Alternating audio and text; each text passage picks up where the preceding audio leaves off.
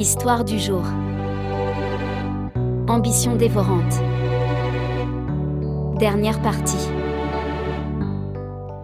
Darlene avait vidé ses placards et quitté l'appartement de Liam le jour même de leur dispute. Elle emménagea avec Duke Lincoln, un jeune politicien en vue de la scène politique new-yorkaise. Il faut dire que Darlene était d'une beauté à couper le souffle, assez pour faire perdre la tête aux hommes qui croisaient son chemin, et leur faire n'importe quoi. Et Duke ne fut pas en reste, en effet, il quitta sa petite amie du moment pour Darlene. Aux côtés de Duke, Darlene accéda aux sphères du pouvoir et goûta au prestige que confère un tel statut. Tous les jours elle côtoyait des hommes riches et puissants. Et très vite, Duke ne fit plus le poids. Elle le quitta pour Jules Hansen. Jeune milliardaire fringant et toujours en mouvement. À ses côtés, Darlene fut propulsée dans un tourbillon de luxe et de paillettes. Les deux tourtereaux passaient littéralement leur vie dans le jet privé de Jules, à faire le tour du monde. Darlene n'avait jamais été aussi heureuse. Un mois plus tard, Jules la demanda en mariage. La beauté de Darlene avait encore fait son petit effet. Elle accepta sa demande sans se faire prier. S'en suivirent 3 mois de lune de miel à voyager dans les endroits les plus paradisiaques de la planète. Un soir, pendant son honeymoon tour, comme elle aimait à l'appeler, elle s'assit un moment devant son miroir, se contempla et se dit à elle-même avec fierté. « Ma fille, tu as bien travaillé !» De retour de leur honeymoon tour, la vie reprit son cours normal. Jules était occupé avec ses différents business et Darlene se prélassait dans leur gigantesque villa californienne, à Los Angeles, où le couple avait décidé de s'installer. Un matin, Darlene fut réveillée aux aurores par le téléphone. Inquiète, elle pensa. Un coup de téléphone sitôt le matin, ce n'est pas bon signe. Il était 6 heures du matin, et il était rare pour une femme entretenue comme Darlene de commencer sa journée avant 10 heures du matin. Elle décrocha. À l'autre bout du fil, une voix au ton alarmant s'exclama. « Oh ma pauvre Darlene. Je suis tellement désolée. »« Quoi ? Mais de quoi tu parles ? » ?»« Tu ne t'es pas encore connectée ? Connecte-toi vite sur Nonagram. » Darlene s'exécuta. Mais quelle ne fut pas sa surprise lorsqu'elle y découvrit la hit girl du moment, amoureusement levée dans les bras de Jules. Et la légende sous le selfie disait. Dingue de toi pour toujours. Il y avait quelque chose que Darlene s'était efforcée d'ignorer lorsqu'elle rencontra Jules, sa réputation de playboy. En effet, Jules était très volage. Et comme Duke Lincoln, Jules était aussi en couple lorsqu'il rencontra Darlene. Il quitta également sa petite amie pour Darlene. Sûre de sa beauté, Darlene était certaine que ce genre de choses ne lui arriverait jamais. Après tout, c'était elle qui avait toujours rompu avec les hommes et non le contraire. Elle était donc certaine que cette fois aussi, les choses se dérouleraient de la même manière. Mais ce matin-là, Darlene venait de découvrir la dure réalité. Sa beauté était peut-être unique dans son petit village, mais pas à New York. Car New York était le terrain de jeu des beautés les plus sublimes de la planète. Et Darlene ne faisait pas le poids. Avait-elle perdu de sa superbe ?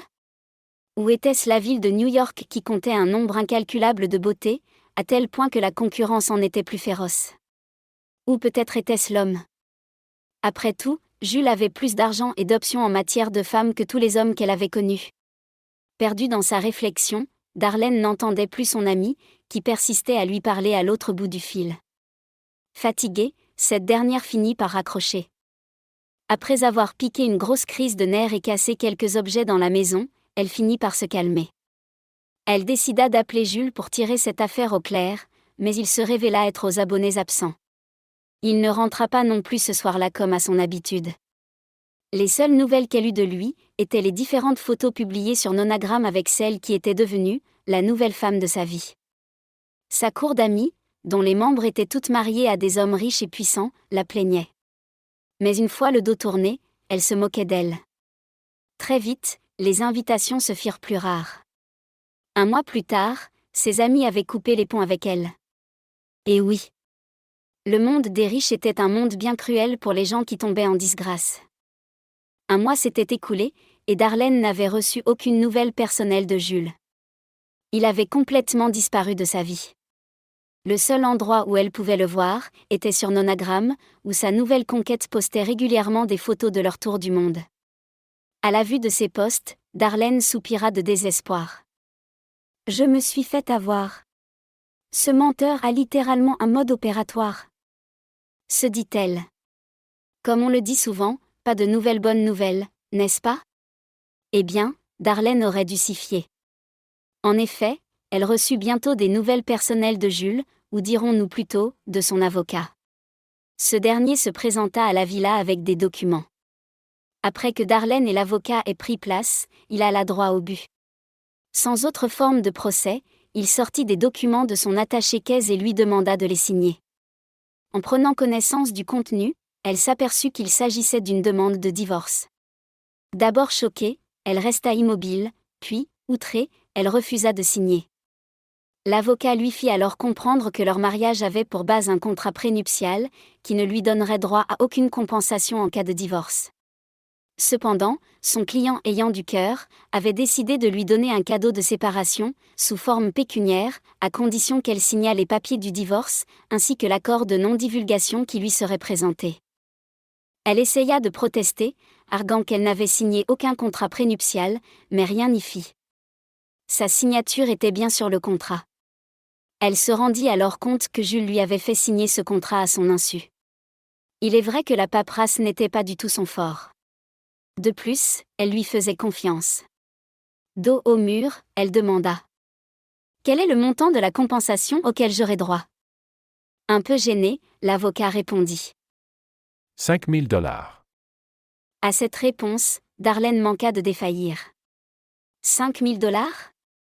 Jules valait des milliards mais il ne lui donnait que 5 000 $? Mais elle n'avait pas le choix. Elle qui était toujours si préparée, avait mal négocié son entrée dans ce monde de requins. Elle se souvint alors de la manière dont elle avait traité les hommes de sa vie. Et réalisa avec regret qu'elle-même avait été un requin. L'avocat la tira de sa réflexion avec un petit raclement de gorge, et lui dit. Il y a autre chose. Vous avez une semaine pour évacuer la villa.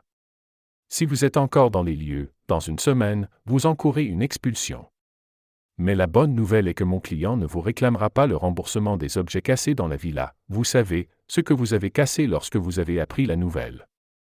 Après la visite de l'avocat, Darlene pleura toutes les larmes de son corps. Elle se connecta en ligne et découvrit avec horreur que tout le monde se moquait d'elle, y compris ses anciennes amies. Les 5 000 $ de compensation avaient fait le tour de la toile, et chacun y allait de son petit commentaire moqueur. La nouvelle petite amie de Jules n'était pas en reste, elle postait toutes sortes de messages subliminaux qui faisaient allusion à la disgrâce de Darlene. Après avoir évacué la villa californienne où elle avait vécu les 3 plus beaux mois de son existence, Darlene se retrouva sans logement. Armée de ses 5 000 $, elle trouva un petit hôtel qui était loin d'être charmant. Autant le dire, c'était un hôtel miteux. Mais c'était tout ce qu'elle pouvait s'offrir. Allongée sur le lit de sa chambre d'hôtel miteuse, Darlene réfléchissait au désastre qu'était sa vie, et ne put s'empêcher de verser quelques larmes. Elle venait d'avoir 30 ans, et se demandait ce qui avait déraillé. Puis, une idée lui germa dans la tête. Elle avait toujours de beaux restes et pouvait s'en servir comme elle l'avait toujours fait. Elle décida de recontacter ses anciens compagnons, en espérant obtenir de l'aide. Mais ceux-ci avaient eu vent de ses déboires. De plus, aigris de la manière dont elle s'était servie d'eux, ils lui raccrochèrent au nez l'un après l'autre. À cause des maigres 5 000 $ de compensation qu'elle reçut de son mari milliardaire après leur divorce, Darlene fut surnommée « la croqueuse de diamants sans cervelle ».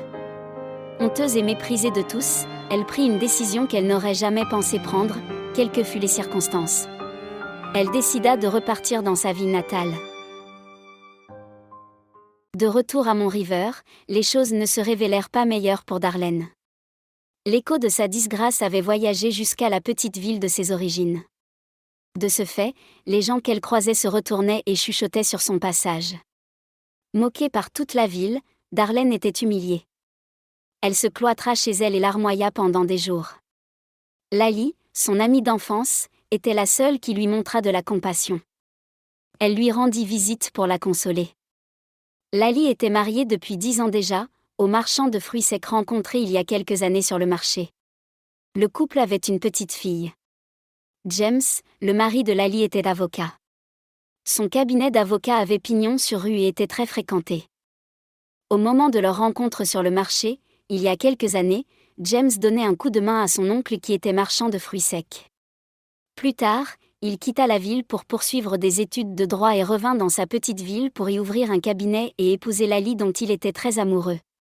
Lali, dont le cœur avait toujours été plein de bonté, à cause de ses valeurs chrétiennes, consola son amie et l'aida du mieux qu'elle pouvait à passer ce mauvais cap. Darlene, quant à elle, s'était rendue compte qu'elle n'avait jamais cessé d'aimer Noah, son amour de jeunesse. En effet, la seule et unique fois que son cœur avait battu pour un homme, c'était pour Noah.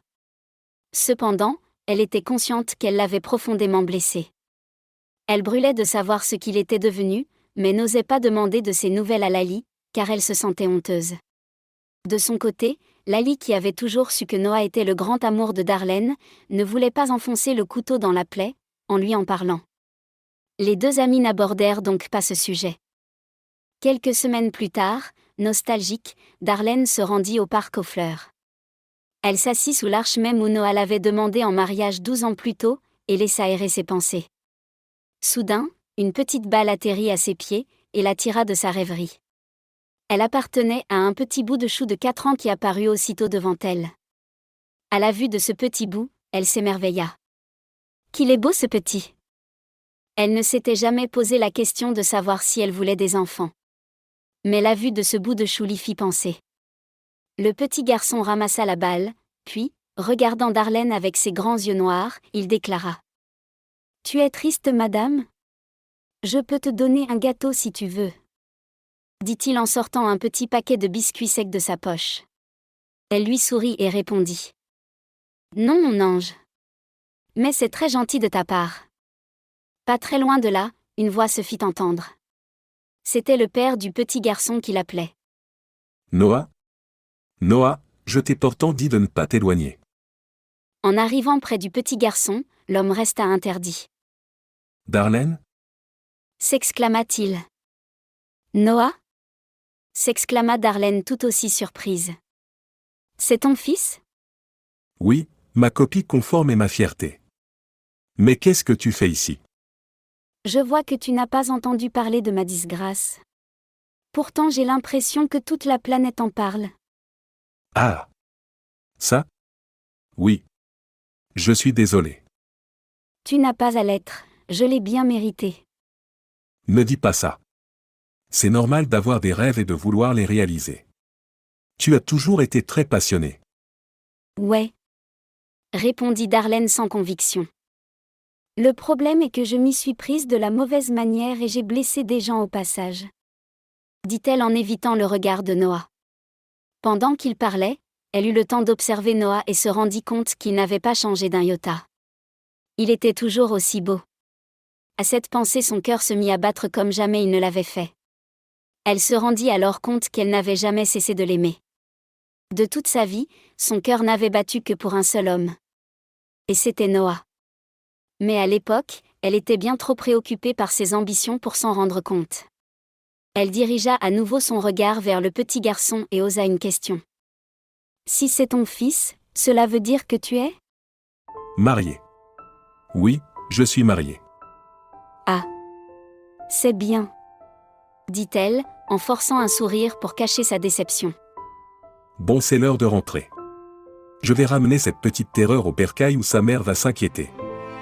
Puis, jetant un dernier regard à Darlene, il lança. C'était un plaisir de te revoir. Il se baissa, prit son fils, le plaça sur ses épaules et s'éloigna. Darlene le regarda s'éloigner, le cœur partagé entre envie et regret.